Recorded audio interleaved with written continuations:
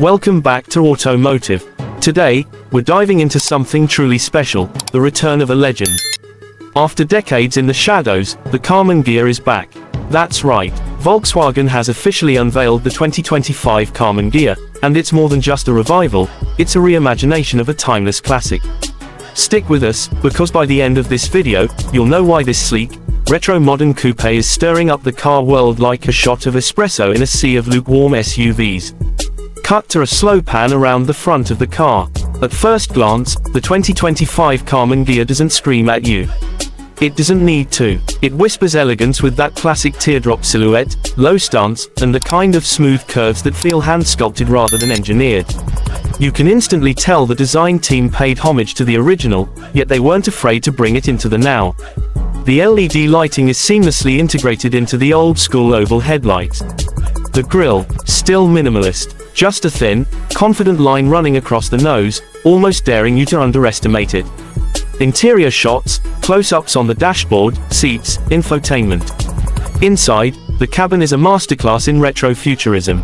It's got that mid-century charm, a two-tone dashboard, tactile toggle switches, and circular air vents that could have come out of a 1960s aircraft.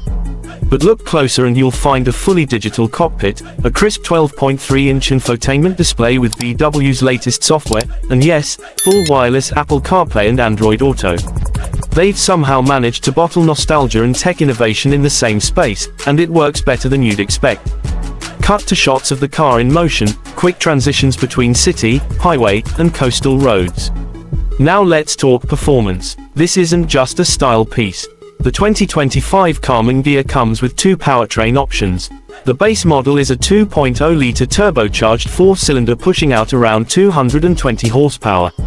It's mated to either a slick 6-speed manual, yes, manual, praise be, or an optional 7-speed DSG automatic. If you want more juice, the Ghia GT trim brings a detuned version of the Golf R's engine, 2.0 litres, but tuned to deliver 290 horsepower, 0 to 60 in around 4.9 seconds, and a top speed capped at 155 miles per hour. Whether you're rowing your own gears or letting the DSG do the work, the experience is smooth, responsive, and engaging. The steering has that old-school analog feel, with just enough electric assist to keep things modern. The suspension strikes a balance between sporty and comfortable, firm through corners, but not punishing on rough pavement. Cut to engineer, designer interview clips or narrated behind-the-scenes footage, if available. Volkswagen says this car was born from passion. This wasn't just another platform project. The design team actually started with sketches of the original Type 14 from the 1950s. They wanted to capture that emotional connection, the way the original Ghia made people feel, elegant but accessible, sophisticated yet playful. That's probably why they didn't go full EV, at least not yet. VW knows their audience here. This is a driver's car. A machine built for Sunday drives on the coast or winding back roads, not just for commuting.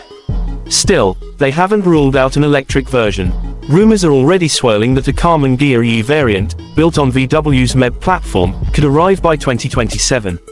If that happens, expect a 250-mile range, instant torque, and maybe even rear-wheel drive to preserve the original spirit. Cut to close-ups of custom paint colors, wheels, interior trims. Customization is another area where the Ghia shines. VW is offering a color palette that feels straight out of a Wes Anderson film, muted greens, buttery yellows, soft blues, and of course, the classic candy apple red. There's also a Ghia heritage package with white wall-inspired tires, chrome detailing, and vintage-inspired upholstery for those who really want to lean into the retro vibe. Now, let's address the elephant in the room, price. The base model starts at $36,000. That might seem steep at first, but when you consider what you're getting, iconic styling, solid performance, German engineering, and a rare dose of personality in a market full of cookie-cutter crossovers, it starts to make sense. The GT version climbs to around $44,000, and the Heritage package adds about $3,000 more. For those looking at the competition, the Ghia doesn't have many direct rivals. It's not quite a Miata, it's more refined. It's not as raw as a Toyota GR86 or as stiff as a BMW 2 Series. Instead, it occupies a niche almost no one else is exploring, a stylish, nostalgic, grand touring coupe for people who love driving and want to stand out doing it. Driving footage with voiceover, calm music in the background. So who is the 2025 Karmann Ghia really for? It's for the romantic, the design nerd, the person who still believes cars should have soul. It's not for everyone, and that's exactly the point. In an era where vehicles are designed to offend as few people as possible, the Ghia is a love letter to a very specific kind of driver. Ending montage, sunrise drive, close-ups of the VW badge, engine revs.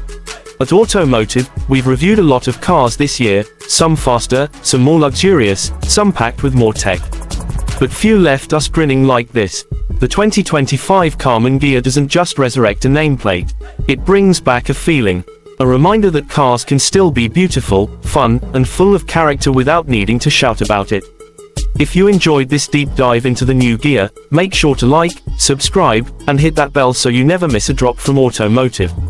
Drop your thoughts in the comments. Is the Ghia the retro comeback we needed, or should VW have left it in the past? Thanks for riding with us. We'll see you on the next drive.